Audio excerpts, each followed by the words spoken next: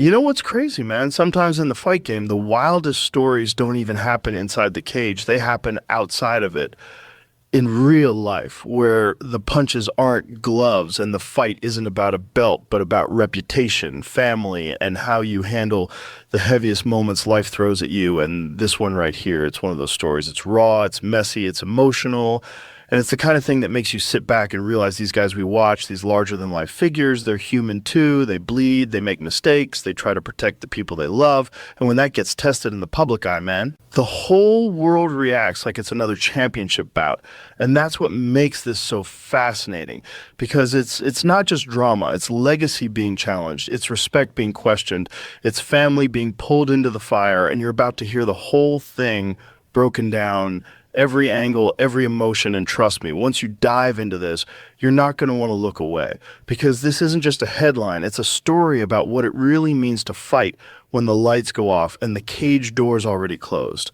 What really grabs me about this whole situation is Rampage Jackson coming out and apologizing, because you got to understand, for a guy like Rampage, pride has always been a massive part of who he is. He's this larger-than-life personality, the dude who howls before fights, slams people through the mat, makes the crowd laugh with his wild interviews, and he's always carried himself like someone who doesn't back down from anything. So when a guy like that comes out and says, I'm sorry, it's not some empty line or PR stunt, that's a heavyweight move in itself, because you know it cost him a lot to even put those words out there, and that's why it hit people so hard. It felt raw and unfiltered, like you could hear the weight in his voice, the struggle of a man who's not just a fighter anymore.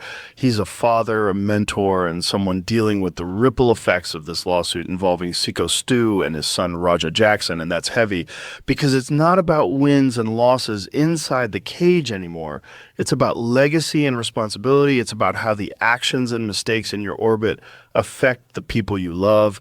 And what struck me was the way Rampage handled it. He didn't try to deflect blame. He didn't make excuses. He owned it. And that's what makes an apology powerful, when you know it's not about saving face. It's about saying, yeah, this is messy, it's painful, but I'm not going to hide from it. And the crazy thing is, people forget how much courage that takes, especially in a culture where fighters are expected to be bulletproof, expected to never crack, never show vulnerability, because this is a sport built on toughness. But Rampage flipped that on its head. He showed a different kind of toughness, the kind that comes from dropping the ego and facing reality. And it humanizes him in a way a knockout highlight never could, because we've seen him smash people, we've seen him roar after victories. But this is the side where you see the man underneath the fighter, the dad who knows his kid is caught up in a storm, the legend who realizes the choices made now could echo way longer than any fight ever did. And that apology, as simple as it sounds, carried that weight. You could feel the years of experience behind it, the mistakes learned, the wisdom earned, and the understanding that his words matter, not just to the fans watching, but to Raja, to his family, to the people who grew up seeing him as this indestructible figure. And now they're seeing him as someone who can admit when things go sideways. And honestly, that's more inspiring than pretending everything's fine, because nobody's perfect, no fighter, no father, no man. And hearing Rampage own that truth makes you respect him even more, not less, because it shows he's still fighting, just in a different way, not for belts or bonuses, but for honor, for family, and for the kind of legacy that's built on honesty as much as it is on power. The whole Syko Stu lawsuit thing is wild, man, because this isn't the kind of drama you expect to see spilling over into the fight world.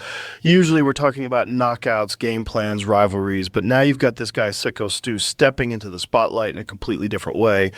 Not with fists or trash talk, but with legal papers, and that changes the whole vibe, because lawsuits bring a different kind of heat. It's not just about two dudes testing themselves in the cage. It's about dragging personal lives, reputations, and legacies into the public eye. And the crazy part is how it connects directly to Rampage Jackson, Rampage's son. Because when you sue somebody's kid, that's not just business. That cuts deep. That's personal on a whole other level. And that's why the fallout has been so intense, because suddenly you're not just talking about Rampage the fighter or Rampage the legend. You're talking about Rampage the father dealing with his family name being pulled through the mud, and people don't realize how messy that gets because the court of public opinion is brutal. Fans are watching, the media is spinning, and everyone's got a take. But the truth is, in a lawsuit, the narrative isn't controlled by highlight reels or press conferences. It's controlled by lawyers and judges and documents. And that's foreign territory for a lot of these guys who've spent their whole lives fighting under a completely different set of rules. And with Syko Stu, the way he pushed this forward, it created a storm that Rampage and Raja couldn't just fight their way out of.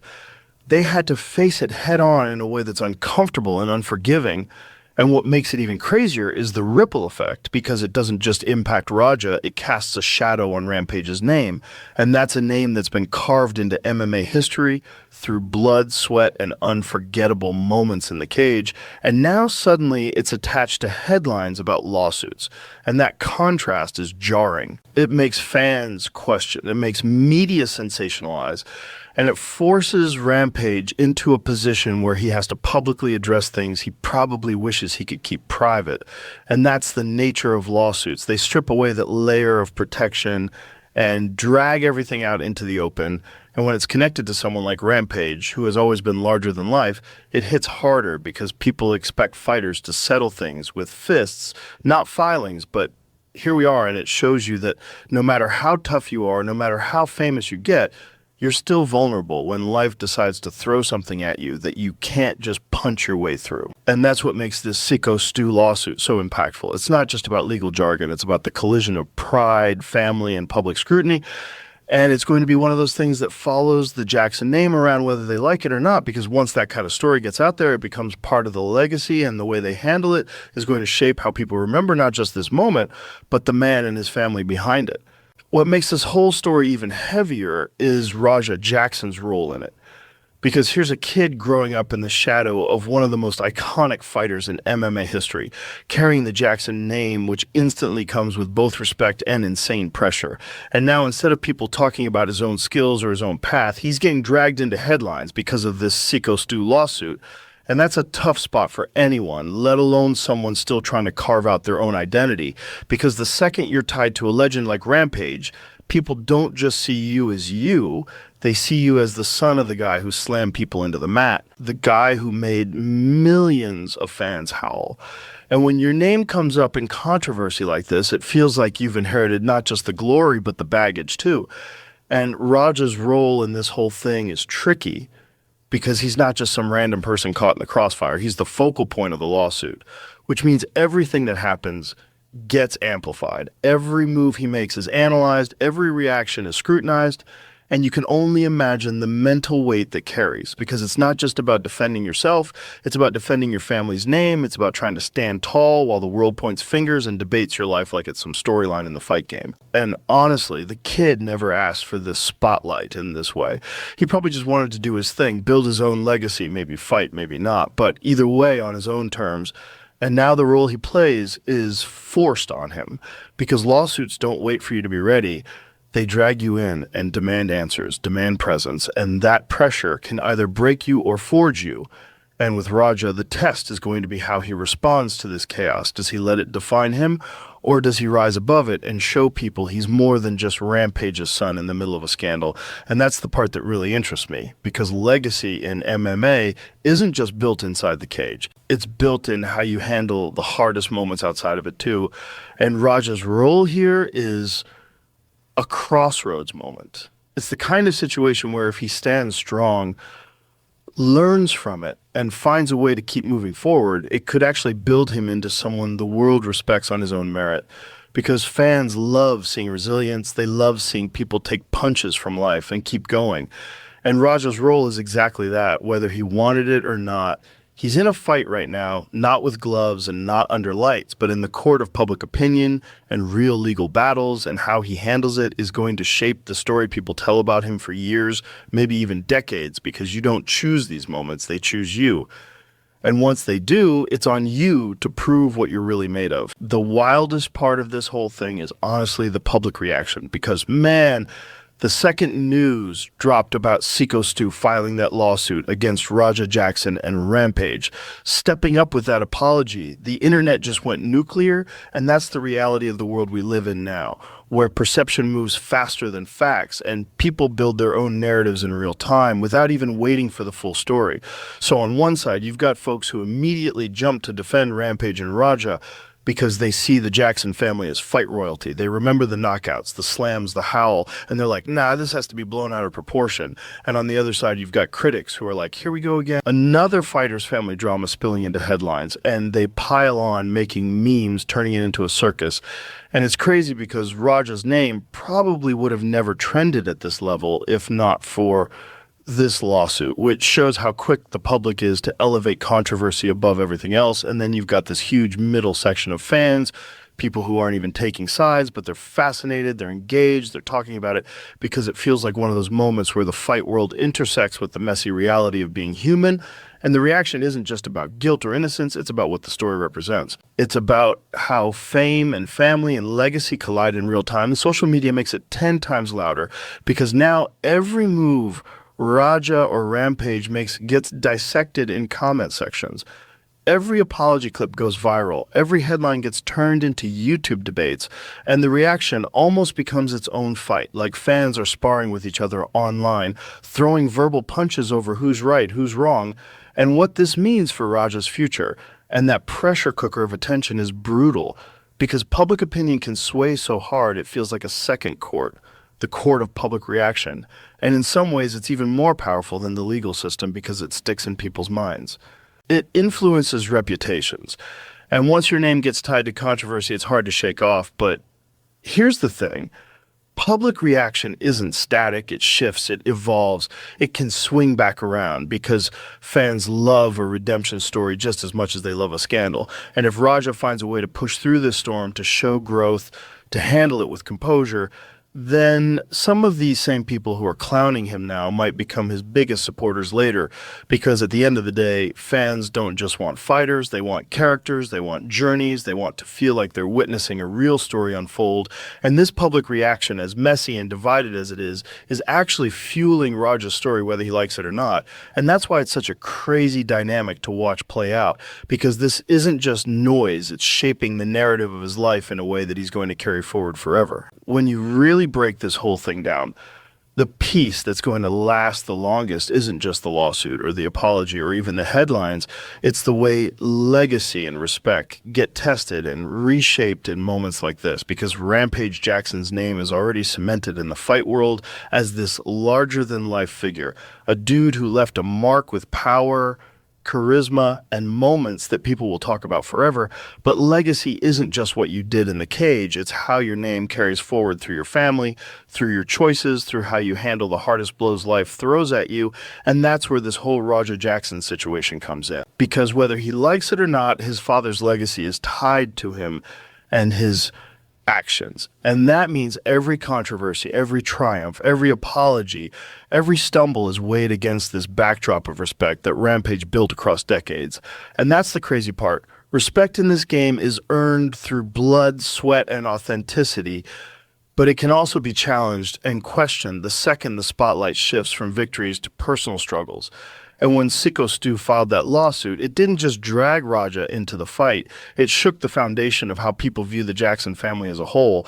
Like, is this strength still untouchable? Is this legacy as solid as it felt? Or is it vulnerable like anyone else's? And the respect part is fascinating, because you see fans split right down the middle, some doubling down on their love for Rampage, saying this is just noise and doesn't define him, while others use it to chip away at the aura.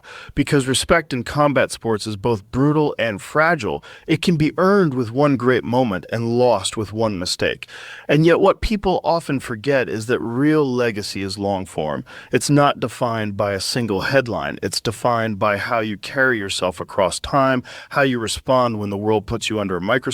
And if Raja Jackson, in the middle of all this chaos, shows growth, resilience, and a drive to carve his own path. Then weirdly, this controversy could become a part of the story that builds his respect, not erodes it. Because people love seeing strength forged in fire. They love seeing someone rise out of the mess and prove their worth. And when you think about Rampage, even his career wasn't clean. It was filled with ups, downs, controversies. But the reason he's respected to this day is because his legacy is undeniable. And if Raja can navigate the storm, the respect he earns won't just come from his father's shadow. It'll come from his own fight, his own ability to face the ugliest parts of fame and still stand tall. And that's the essence of legacy in this sport. It's not about being perfect. It's about being real, about showing heart, about pushing forward even when the world is trying to drag you down. And that's where respect lives and how you handle the chaos, not just the victories. At the end of the day, man, this whole situation with Rampage, Raja, and the lawsuit is bigger than just headlines. It's a reminder of how messy life can get when legacy, family, and public scrutiny collide, and it shows you that no matter how legendary you are, no matter how strong your image is, we're all human. We all face challenges that test who we are at the core, and what matters most isn't the mistake or the controversy, but how you respond. How you carry yourself through the storm, because that's what people really remember. That's what shapes the story that gets told years from now. And for Raja, this is one of those defining chapters, the kind of thing that either breaks you or builds you. And for Rampage, it's about showing growth, humility, and that willingness to own up and apologize, which actually adds another layer to his legacy, because respect isn't just about wins and knockouts. It's about honesty. It's about being real when it's the hardest thing to do. And for all of us watching, it's just another wild chapter in the fight game, because this sport isn't just about punches and kicks. It's about stories, about humans navigating chaos, and that's why it pulls people in so deep. So whatever happens from here, good luck to Raja. Good luck to Rampage, and honestly, good luck to everyone out there trying to figure their way through their own storms, because that's life, man. And I appreciate you guys for hanging out, for listening, for diving into this conversation with me. Thank you for being here. Thank you for your time, and much love to all of you. Take care of yourselves, and I'll catch you on the next one.